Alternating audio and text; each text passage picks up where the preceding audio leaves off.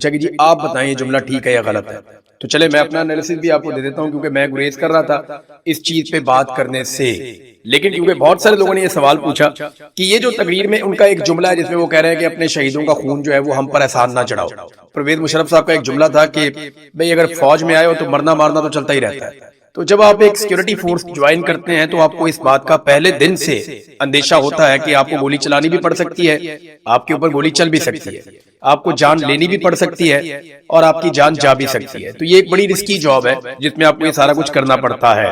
تو یہاں تک تو یہ بات ٹھیک ہے. میں آپ کو صرف ایک واقعہ سناتا ہوں، اس سے آپ کو چیزوں کا آئیڈیا ہو جائے گا. یہ بات ہے 2013-14 کی بات ہے. میں سیاچن گیا تھا، وہاں جو میرے ایک پروڈیوسر تھے ان کے ساتھ ایک فوجی میجر تھا، اس کی بحث ہو گئی اور بحث اس بات پہ ہوئی کہ جناب یہ جو پہاڑ ہیں پیچھے جو انڈیا کے قبضے میں ہیں ان پہ پاکستان کا قبضہ ہونا چاہیے تھا، تو انڈیا نے آپ سے یہ چھین لیے اور آپ آج تک واپس نہیں لے پائے. اس بات کے اوپر وہ آپس میں بحث کر رہے تھے. تو وہ میجر صاحب بہت جذباتی ہو گئے اور انہوں نے جذباتی ہو کر کہنا شروع کر دیا کہ ہم یہاں پہ جانے دے رہے ہیں، ہم یہاں پہ قربانی دے رہے ہیں اور آپ ہمیں باتیں سناتے ہیں. انہوں نے کہا جی دیکھیں میں نے آپ سے پوچھا کہ کیا ہمارا قبضہ یہاں تک ہونا چاہیے تھا یا اس سے آگے بھی زمین ہمارے پاس ہونی چاہیے تھی، تو آپ اس کا جواب دینے کی بجائے میرے اوپر اٹیک کر رہے ہیں. تو یہ تو آپ تسلیم کریں نا کہ بہت سارا ایریا جو سیاچن کا پاکستان کا تھا وہ انڈیا لے گیا. کم سے کم یہاں تک تو آپ مان لیں کہ آپ کی غفلت کی وجہ سے بہت سارا ایریا چلا گیا، پھر آگے بڑھ جاتے ہیں. تو وہ میجر صاحب نے میری طرف دیکھ کے ایک سوال پوچھا کہ آپ بتائیں عمران صاحب کوئی 30-40 ہزار کے لیے 50 ہزار کے لیے کوئی اپنی جان دیتا ہے 40-50 ہزار کی نوکری کے لیے؟ تو میں نے انہیں جو جواب دیا وہی جواب میں یہاں پہ آپ ساروں کو دے دیتا ہوں. میں نے انہیں کہا جی ہم جو آپ کو پیسے دیتے ہیں نا وہ آپ کے وقت کے لیے آپ کو ہم دیتے ہیں، کہ جو آپ سروسز دے رہے ہیں، آپ جو نوکری کر رہے ہیں اس کے لیے ہم آپ کو پیسہ دیتے ہیں. جیسا ہم ڈاکیے کو دیتے ہیں، جیسا ہم ٹیچر کو دیتے ہیں، جیسا ہم پولیس والے کو دیتے ہیں، جیسا ہم باقی سیکریٹریٹ میں کام کرنے والے ملازمین کو دیتے ہیں، ایسے ہم آپ کو بھی تنخواہ دیتے ہیں. جیسے باقی اداروں میں تنخواہ ملتی ہے آپ کے ادارے کو بھی تنخواہ ملتی ہے. تو اس میں الگ چیز کیا ہے؟ سب کی اپنی اپنی الگ الگ ڈیوٹی ہے. وہ کہتے ہیں لیکن آپ بتائیں کہ کوئی اپنی جان دیتا ہے اتنے پیسوں کے لیے؟ تو میں نے کہا دیکھیں چاہے آپ کے ادارے کا آدمی ہو چاہے کسی بھی ادارے کا آدمی ہو، جو بھی اپنی جان دیتا ہے نا اس کے بدلے میں ہم اسے پیسے نہیں دیتے، اس کے بدلے میں ہم اسے عزت دیتے ہیں، اس کے بدلے میں ہم اسے پیار دیتے ہیں. اور یہی ایک قوم دے سکتی ہے اپنے شہید کو. تو پھر میجر صاحب کے پاس کوئی جواب نہیں تھا اس کے بعد، اور نہ ان کے پاس پوچھنے کے لیے کوئی سوال تھا.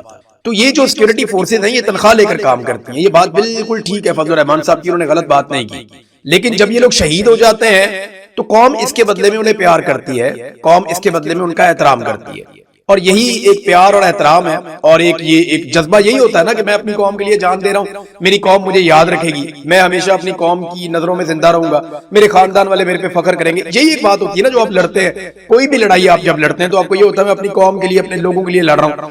ارشد شریف کے دماغ میں بھی یہی تھا نا کہ میں اپنی قوم کے لیے آواز اٹھا رہا ہوں، آنے والی نسلوں کے لیے آواز اٹھا رہا ہوں، لوگ مجھے یاد رکھیں گے. آج لوگ ارشد شریف کو یاد بھی رکھتے ہیں، پیار بھی کرتے ہیں، لیکن دیکھیں مسئلہ تب پیدا ہوتا ہے جب آپ اپنے ہی لوگوں کو مارنا شروع ہو جاتے ہیں، تو پھر لوگوں کو گلے شکوے یاد رہتے ہیں، قربانیاں لوگ بھول جاتے ہیں. اور یہی اس وقت پاکستان میں اداروں کے ساتھ ہو رہا ہے. ایسا نہیں ہے کہ اداروں نے قربانیاں دی، پولیس نے سب سے زیادہ قربانیاں دی ہیں، اس کے بعد دہشت گردی کی لڑائی میں فوج نے بھی قربانیاں دی ہیں، لیکن سب سے بڑی قربانی جو دی وہ پاکستان کے سویلینز نے دی ہے.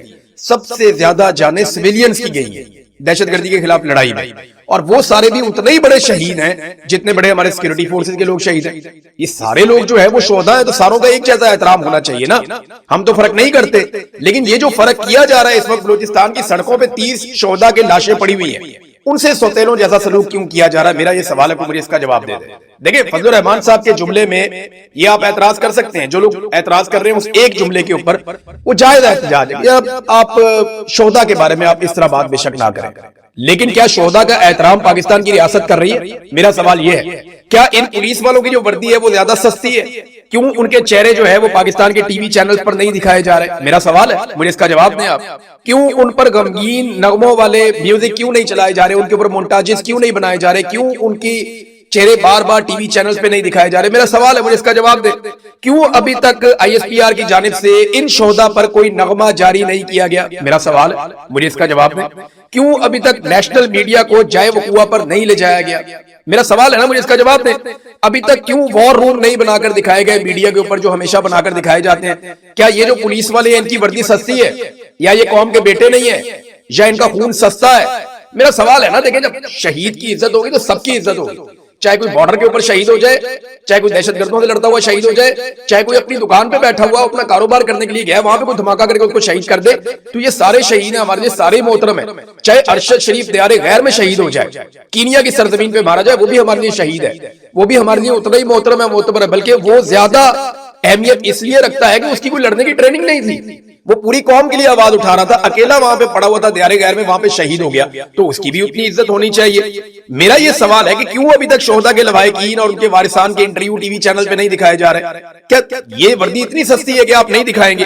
ان کے ساتھ سوتیلوں جیسا سلوک آپ کریں گے تو آپ خود کنٹروورسی میں جا رہے ہیں۔ پاکستان کے ادارے ایک تفریق پیدا کر رہے ہیں جو نہیں ہونی چاہیے۔ یہ کیا وجہ صرف یہ ہے کہ یہ آپ کے عزائم یا آپ کے مقاصد کے رستے میں نہیں مارے گئے، یا یہ سستے لوگ تھے، یا ان کا خون سستا تھا؟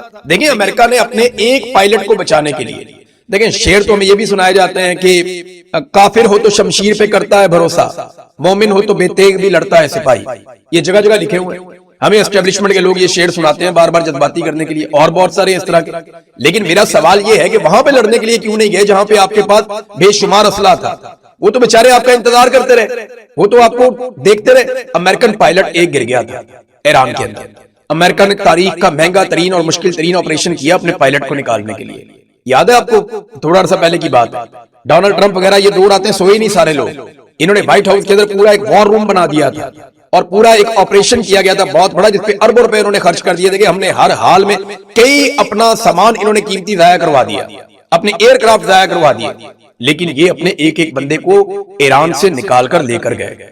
جب ایران میں پائلٹ گرا تھا وہ واقعہ آپ کو یاد ہوگا، تو ہم اپنے 30 جوانوں کو کس کے رحم و کرم پہ چھوڑ رہے تھے؟ ہم نے وہاں پہ کیوں چھوڑا؟ ہمیں بھی چاہیے تھا وہاں سے ان کو نکالتے۔ دیکھیں نا پاکستان اب ثالثی دنیا کی تو کروا رہا ہے، وہ ڈونلڈ ٹرمپ بھی باز نہیں آ رہا، ایران بھی نہیں باز آ رہا، وہ آپس میں ایک دوسرے پہ میزائل مارتے چلے جا رہے ہیں، لڑائی دوبارہ شروع ہو گئی۔ دونوں کو آپ نے حرمت پہ کنٹرول چاہیے، اور کنٹرول کا معاملہ یہ ہے کہ جس کا کنٹرول ہوگا وہ فیوچر میں تجارت کے اوپر کنٹرول کرے گا۔ ایران کو لگتا ہے کہ ان کے ہاتھ میں کمزوری آ گئی ہے دنیا کی، تو یہاں سے ہم اپنے آپ کو سیف کریں گے، جبکہ امریکہ کو یہ لگتا ہے کہ ہماری بہت بڑی بے عزتی ہے اگر ہم اس کو بند کروا کے چلے جاتے ہیں یا ایران کے کنٹرول میں دے کر چلے جاتے ہیں۔ اب وہ لڑائی لگی ہوئی، لڑائی چلتی جا رہی ہے، وہ پھر ایک دوسرے پہ بم مارے، ایران کے اوپر زیادہ بم گر رہے ہیں۔ لڑائی کا آغاز ایران نے کہا جی کہ امریکہ نے کیا، جبکہ امریکہ کہتا ہے وہاں سے جو جہاز گزرتے ہیں ان کو ایران مارتا ہے، تو پھر لڑائی شروع ہو جاتی ہے۔ اب عرب ممالک کے اوپر ایران لگاتار بمباری کر رہا ہے، بہت سارے میزائل ان کے انٹرسپٹ ہو جاتے ہیں، لیکن بہت سارے جا کے ٹارگٹ پہ بھی لگ جاتے ہیں، اور وہاں سے ویڈیوز بھی آ رہی ہیں۔ تو ڈونلڈ ٹرمپ نے اس حوالے سے ایک انٹرویو بھی دیا۔ میرا سوال یہ ہے کہ دیکھیں پاکستان میں آگ لگی ہوئی ہے، بلوچستان لبریشن آرمی نے اور تحریک طالبان پاکستان نے جو ویڈیوز جاری کر دی ہیں، میں نے بدقسمتی سے وہ ویڈیوز دیکھی، وہ اتنی خوفناک ویڈیوز ہیں، ایسے دل دہلا دینے والے مناظر ہیں کہ میں نہیں چاہتا کہ کوئی بھی ان کو دیکھے، لیکن بطور صحافی جب میں نے دیکھا تو یہ بہت خوفناک صورتحال پیدا ہو چکی ہے۔ بہت ساری تنظیمیں اکٹھی ہو گئی ہیں، بہت ساری تنظیمیں سرگرم ہو گئی ہیں۔ وہاں پہ آپ اندازہ کریں کہ اس وقت جو صورتحال ہے، افغان فورسز ہے، داعش ہے، ٹی ٹی پی ہے، بی ایل اے ہے، اور جرائم پیشہ گروہ ہیں، بہت سارے اسمگلرز ہیں، اور پتہ نہیں کون کون کہاں سے اکٹھا ہو کر آ گیا، اور ایک عجیب و غریب انارکی پھیل گئی ہے پورے بلوچستان میں اور خیبر پختونخوا کے قبائلی علاقوں میں۔ ان کو روکو جا کے، دنیا کی ثالثی آپ چھوڑ دیں۔ کشمیر کے اندر آپ نے آگ لگائی ہوئی ہے، ایک نفرت کی آگ وہاں پہ بھڑک رہی ہے، لوگ بات سننے کو تیار نہیں ہے حکومت کی، اور حکومت لوگوں کی بات نہیں سن رہی۔ وہاں قتل عام ہو چکا ہے 2 دفعہ، اور اب دوبارہ سے خدشہ ہے کہ دوبارہ لڑائی نہ ہو جائے۔ تو ان چیزوں پہ توجہ چھوڑ کر پاکستان کو بچائیں۔ اس وقت پاکستان میں ثالثی کی اور بات چیت کرنے کی ضرورت ہے۔ دیکھیں اس سے کچھ افسران کو تو فائدہ ہو جائے گا، کچھ لوگ اپنی نوکری یا کرسی پکی کر دیں گے، لیکن اس کھیل کے بعد نقصان پاکستان کا ہوگا اور پاکستان کے اداروں کا ہوگا، اور ہمیں قیمت اس کی چکانی پڑے گی۔ آپ جو مرضی کر لیں، جس لیول کی یہ لڑائی آپ کے گلے پڑ گئی ہے نا، یہ لڑائی قومی یکجہتی کے بغیر لڑنا ممکن ہی نہیں۔ عمران خان کو، بھارت بلوچ کو آپ کو باہر نکالنا پڑے گا، سیاسی قیدیوں کو باہر نکالنا پڑے گا، ان کے ساتھ بات چیت کرنی پڑے گی۔ قومی لشکر بنانے کی بجائے آپ کو قوم کی بات سننی پڑے گی۔ دیکھیں قومی لشکر جی کیوں کہتے ہیں کہ بنانا ہے؟ دیکھیں 3 اس کی بڑی وجوہات ہیں جس وجہ سے یہ قومی لشکر بنانا چاہتا ہے۔ نمبر 1 وجہ یہ ہے کہ عوامی سطح پر کوئی بھی آپریشن ہوتا ہے تو مکمل طور پہ تعاون چاہیے، تعاون بالکل نہیں ہے، عوامی حمایت بالکل نہیں ہے کسی بھی آپریشن کے ساتھ۔ اور دوسری اس کی وجہ یہ ہے کہ وہ ڈی مرال ہو جاتی ہیں فورسز، تو آپریشن تو آپ مرال کے ساتھ کرتے ہیں، نعرے لگاتے ہوئے کرتے ہیں، تو جب آپ ڈی مرال ہو جائیں گے تو پھر آپ آپریشن کیسے کریں گے؟ تیسرا اس کا جو ریزن ہے کہ انٹیلیجنس فیلئر ہو رہا ہے۔ جب تک آپ کا لوکل آپ کے ساتھ نہیں ہوگا، مقامی آبادیاں آپ کے ساتھ کھڑی نہیں ہوں گی، آپ کو انٹیلیجنس نہیں ملے گی، تو آپ کو آپریشن میں کامیابی نہیں ملے گی۔ اب یہ 3 بڑی ریزنز ہیں، لوگ ساتھ نہیں کھڑے ہو رہے۔ دیکھیں اگر لشکر ہوگا تو عوامی تائید بھی مل جائے گی، معلومات بھی ملیں گی اور مورال بھی بہتر ہو جائے گا. اب یہ لشکر نہیں ہے تو یہ بھی نہیں ہو رہا. اب لشکر والوں کے ساتھ پرابلم یہ ہے کہ وہ جب بھی لشکر بنا کے لڑتے ہیں بعد میں وہ اکیلے رہ جاتے ہیں. جو لوگ سوات میں صرف میں آپ کو بتا رہا ہوں لشکر بنا کر لڑے تھے ان میں سے درجنوں کی ٹارگٹ کلنگ ہوئی ہے، اور بہت سارے سردار جو فرنٹ پہ لیڈ کر رہے تھے اور ٹی ٹی پی کے ساتھ لڑ رہے تھے، بعد میں ٹی ٹی پی کے ساتھ تو معاملہ طے کر دیا جنرل باجوہ نے. جنرل باجوہ نے آگے ٹی ٹی پی کے ساتھ معاملہ طے کر لیے، اور وہ جو لوگ لڑتے رہے وہ بیچارے اپنے گھروں میں تھے. دیکھیں نا، فوج تو ایک ادارہ ہے، ان کے پاس سیکیورٹی ہے، ان کے پاس پورا انتظام ہے، بختر بند گاڑیاں ہیں، بلٹ پروف گاڑیاں ہیں، جدید ویپنز ہیں، ٹینکس ہیں، ہیلی کاپٹرز ہیں، جیٹس ہیں، ہر چیز ہے ان کے پاس. بہت بڑی نفری بھی ہے، ہر وقت مسلح افراد ساتھ رہتے ہیں، ان کے ہتھیار بند لوگ رہتے ہیں، وہ ہمیشہ تیار رہتے ہیں. لیکن یہ جو لشکر ہے ان میں کوئی تاجر ہے، کوئی ان میں زمیندار ہے، کوئی ان میں چھوٹا سردار ہے، کوئی ان میں بڑا سردار ہے، کوئی ان میں دکاندار ہے. اب یہ لوگ لشکر بنا کے لڑنے کے لیے آ جاتے ہیں، بعد میں تو انہوں نے اپنی دکانوں پہ، اپنے کاروباروں میں یا اپنے حجروں میں جا کے بیٹھنا ہے. یہ تو ہر وقت اس طرح مسلح نہیں رہ سکتے، اور جب یہ غیر مسلح ہوتے ہیں ان کی ٹارگٹ کلنگ ہوتی ہے. اور جنرل باجوہ نے جیسے آ کر صلح کر دی، کل کو ایک اور آئے گا آ کے ان کے ساتھ صلح کر دے گا، لشکر انہیں مارے گا، بعد میں آگے صلح کر دے گا، صلح ہو جائے گی، وہ ان کی ٹارگٹ کلنگ کریں گے. وہ قبائل آپس میں کئی دہائیوں تک پھر لڑتے رہے. یہ بڑی بدقسمتی ہے، اور اس وجہ سے فضل الرحمان صاحب نے کہا کہ نہیں، یہ نہیں ہونا چاہیے. بہرحال فضل الرحمان صاحب پہ بہت ٹکا کر تنقید ہوئی ہے، اور فضل الرحمان صاحب کا موقف زیادہ تر جو ہے ان کی بات وہ ٹھیک ہے، ان کی بات غلط نہیں ہے. لیکن ان کی مزاحمت کی وجہ جو ہے نا فضل الرحمان صاحب کی، وہ کبھی بھی اصولی نہیں ہوتی. ان کی مزاحمت کی وجہ زیادہ تر وصولی ہوتی، اور فضل الرحمان صاحب وصولی کر دیتے ہیں. فضل الرحمان صاحب کو یہ نظر آ رہا ہے کہ یہ سیٹ اپ نہیں چل رہا اور پاکستان کو ایک نئے الیکشن کی طرف جانا پڑے گا. اور جب بھی کوئی عمران خان صاحب سے بات کرے گا، جو اب نظر آ رہا ہے کہ اس کے بغیر گزارا کوئی نہیں ہے، تو الیکشن کی طرف ہی جانا پڑے گا.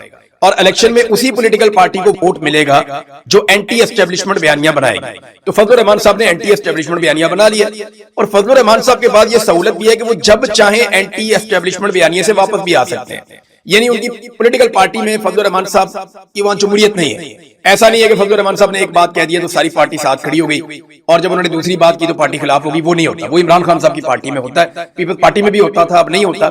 لیکن یہاں فضل الرحمان صاحب کو تو ستے خیرات، وہ اگر کل کو یہ کہہ دیں کہ جی میں خود لشکر بنا رہا ہوں تو اس سے کوئی فرق نہیں پڑے گا. ان کی پارٹی ان کو کہے گی ٹھیک ہے جی فضل الرحمان صاحب اوکے کرو، تو ان کو مخالفت کا سامنا نہیں کرنا پڑے گا. انکنڈیشنل سپورٹ رہتی ہے فضل الرحمان صاحب کے پاس. وہ ان کی پارٹی میں ایک جس کو وہ کلٹ عمران خان کو کہتے ہیں نا، ایکچولی ان پولیٹیکل پارٹیز میں چھوٹے چھوٹے یہ کلٹ موجود ہیں. اب خیبر پختونخوا میں اور بلوچستان میں فضل الرحمان صاحب کہتے ہیں ان کی حکومت بن جائے، تو عوامی مقبولیت کے لیے تھوڑا اینٹی اسٹیبلشمنٹ ہونا پڑے گا، اور اسٹیبلشمنٹ کو یہ سوٹ کرے گا اگر فضل الرحمان صاحب کی حکومت بن جاتی ہے، یا وہ کچھ مقبول ہو جاتے ہیں، کچھ سیٹیں جیت جاتے ہیں، کولیشن گورنمنٹ بھی بنا لیتے ہیں، تو فضل الرحمان صاحب اسٹیبلشمنٹ کو سوٹ کریں گے عمران خان کی جگہ پہ، کیونکہ عمران خان بہت مشکلات ہیں. اور دیکھیں جو لشکر بنانے کی بات ہوئی نا، وہ فضل الرحمان صاحب سے کسی نے نہیں کہا کہ لشکر بناؤ. فضل الرحمان صاحب کی پارٹی کے کچھ لوگ ہیں جو اسٹیبلشمنٹ کے بہت قریب ہیں پہلے ہی، ان لوگوں کو یہ کہا گیا ہے کہ آپ لوگ لشکر بنائیں. میں ان لوگوں کے نام بھی جانتا ہوں جن کو کہا گیا کہ لشکر بنائیں، اور ان لوگوں نے فضل الرحمان صاحب کو یہ بات بتائی، اور وہ لشکر بنا بھی لیں گے کیونکہ ان کی ایسی حیثیت ہے. اس سے پہلے یہ وہی لوگ ہیں جو آئینی ترمیم ہو رہی تھی اس وقت بھی فضل الرحمان صاحب سے باغی ہو رہے تھے، تو یہ لوگ اسٹیبلشمنٹ کی زیادہ بات مانیں گے، فضل الرحمان صاحب کی یہ لوگ بات نہیں مانیں گے. اچھا، فضل الرحمان صاحب نے ایک نیا بیان بھی جاری کر دیا، اور اس بیان میں جو فضل الرحمان صاحب کی باڈی لینگویج ہے نا، وہ اس میں کچھ گھبراہٹ نظر آ رہی تھی. میں نے پہلی دفعہ دیکھا کہ فضل الرحمان صاحب تھوڑا سا پریشان، ان کے چہرے پہ پریشانی نظر آ رہی تھی، کیونکہ بہت تنقید ہوئی فضل الرحمان صاحب پہ. ان کی ماضی میں تعریفیں کرنے والے لوگوں نے بھی تنقیدیں کی، اور اسٹیبلشمنٹ نے اپنے سارے کارتوس چلا دیے فضل الرحمان صاحب کے اوپر. دوسری طرف جو فضل الرحمان صاحب خود ہیں وہ عوامی سطح پہ ٹرینڈنگ کر رہے ہیں. اب انہوں نے یہ فیصلہ کرنا ہے کہ انہوں نے عوام کے ساتھ کھڑے ہونا ہے یا واپس اسٹیبلشمنٹ کے کیمپ میں جانا ہے. اس وقت جو ٹاپ 5 ٹرینڈ چل رہے ہیں ان میں ایک ہے مولانا کی للکار، دوسرا چل رہا ہے پروپیگنڈا چھوڑو امن دو، تیسرا چل رہا ہے لشکر نہیں خود لڑو، چوتھا چل رہا ہے کہ نیشن سٹینڈ ود مولانا، اور پانچواں چل رہا ہے مولانا قدم بڑھاؤ. تو یہ اس قسم کے 5 ٹرینڈ جو ہیں وہ ٹاپ پہ مولانا فضل الرحمان کے چل رہے ہیں. تو انہوں نے بڑی کوشش بھی کی کہ مولانا فضل الرحمان کے ٹرینڈ ختم کیے جائیں، اور اس سلسلے میں ایسے بیوقوف لوگ بھی ہیں حکومت میں جنہوں نے مارکیٹنگ کمپنیوں سے رابطہ کر دیا. تو انہوں نے کہا جی ہمارا اس سے کیا تعلق ہے، یہ ہم نہیں کر سکتے، یہ آپ پی ٹی اے سے جا کے بات کریں، یا آپ ٹویٹر سے بات کریں، یا آپ اس کو اور طریقے سے دیکھیں، ہمارا اس میں کوئی تعلق نہیں ہے. تو فرسٹریشن بہت زیادہ بڑھ گئی ہے کہ فضل الرحمان صاحب کو سوشل میڈیا پہ کیسے ناکام بنایا جائے. دیکھیں یہ فضل الرحمان صاحب کی اپنی پارٹی سوشل میڈیا پہ اتنی تگڑی نہیں ہے، تحریک لبیک ان سے 10 گنا زیادہ تگڑی تھی سوشل میڈیا پہ، اور پاکستان تحریک انصاف نمبر 1 پارٹی ہے سوشل میڈیا پہ آج بھی. یہ عوامی تائید ہے جو فضل الرحمان صاحب کو ملی ہے ان کے موقف کی وجہ سے. وہ اپنا موقف بدلیں گے، دیکھیں گے یہی عوام ساری کی ساری فضل الرحمان صاحب کے خلاف ہو جائے گی. پھر فضل الرحمان صاحب اپنا کوئی ٹرینڈ بنا کے چلا کے دکھا دیں تو وہ نہیں بنا پائیں گے. نہ وہ چلا پائیں گے، وہ کر نہیں پائیں گے۔ عمران خان صاحب کے بارے میں دیکھیں، ان کو اگر امن لے کر آنا ہے نا، تو جتنے بھی سیاسی قیدی ہیں ان کو چھوڑ کر پاکستان کو ایک نئے الیکشن کی طرف لے کر جانا پڑے گا، اور عوامی لشکر بنانے کی بجائے عوام کی بات سننی پڑے گی، عوام کو ان کے حقوق دینے پڑیں گے۔ پھر آپ دیکھیے گا پاکستان میں آہستہ آہستہ امن آ جائے گا، اور یہ دہشت گرد یہ اکیلے ہوتے چلے جائیں گے۔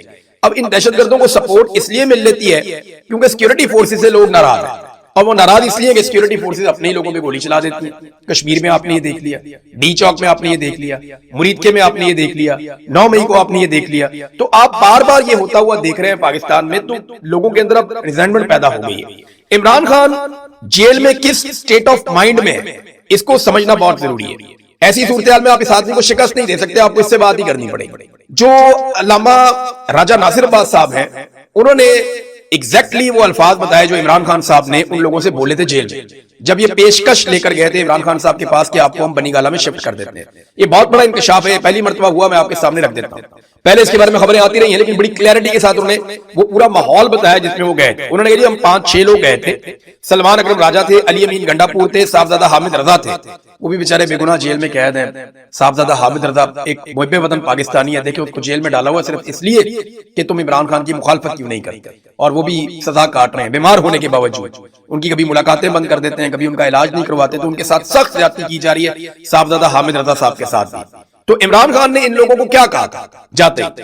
عمران خان نے کہا کہ پہلے میری بات سنو، میں نے بنی گالہ نہیں جانا، میں نے کوئی کمپرومائز نہیں کرنا، میرے ساتھ والے لوگ جو ایک جملہ لکھ کر دے دیتے ہیں باہر آ جاتے ہیں وہ جیل میں رہیں، اور میں جنابے والا ڈیل کر کے تو جا کر ادھر بیٹھ جاؤں، میں نہیں جاؤں گا، اور یہ جیل میرے لیے اللہ کی نعمت ہے۔ میں پہلے میرے پاس اتنا وقت نہیں ہوتا تھا، قرآن پڑھتا ہوں تو پہلے ایک ترجمہ، ابھی میرے پاس کئی ترجمے ہیں یا تفسیریں ہیں، مجھے اب صحیح سے وہ کہتے ہیں یاد نہیں ہے، لیکن 4-5 کی انہوں نے بات کی تھی۔ وہ کہتے ہیں میں دعا کرتا ہوں، پہلے نماز جلدی جلدی پڑھتا تھا، اب اطمینان سے نماز پڑھتا ہوں، کتابیں پڑھتا ہوں، یہ جیل میرے لیے اللہ کی نعمت۔